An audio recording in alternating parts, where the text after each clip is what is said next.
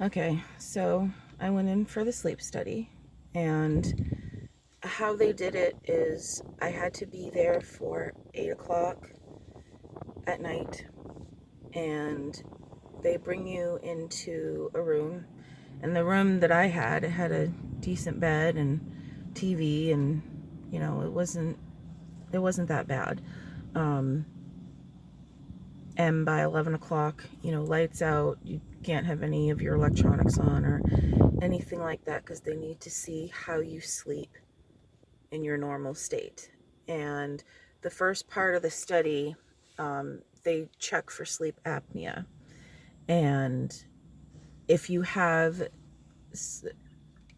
like, they have a score that goes up to 40, 40 being most severe. If you get, I think the guy said, like, even a 35, they would have to wake you up and then deal with the sleep apnea portion, and the next part of the study would have to be rescheduled for another time. But luckily, I didn't qualify for sleep apnea, so that's good. I don't have sleep apnea. So they woke me up around 6:37 in the morning, to go upstairs to do the second half of the study. And the second half requires you to take 5 naps every hour and a half for a half hour. And they're testing for narcolepsy, and they're seeing how quickly you fall asleep, how light or deep a sleep you get. Like, are you going through all the sleep levels and all that stuff? Are you getting to REM sleep and all that stuff? And of course, you are hooked up to little electrodes that are on your head and everything, so they can measure, your brain waves and all that fun stuff. And I slept all the 4 times. The 5th time was the hardest. There were little blips of me kind of falling asleep, but then my brain would wake back up. And that's actually common because it's at the end of the day. The last nap you take is at 3:30 in the afternoon. So it's very common for the last nap to, you might not sleep through it. You might not fall asleep at all. It's just how it goes, because you're excited about going home and your brain's filled with whatever you're thinking about. And I was thinking about my dog and my son and all that. So it was a little hard, but it was normal. And I got to see my brain waves and it was pretty cool. And hold on.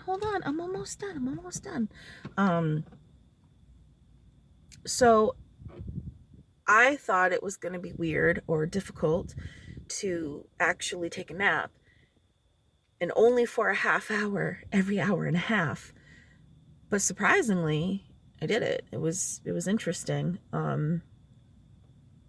And I was the only person that was having the study done, so it was just me and the people that were working there. And it was actually not that bad of an experience. It wasn't difficult at all.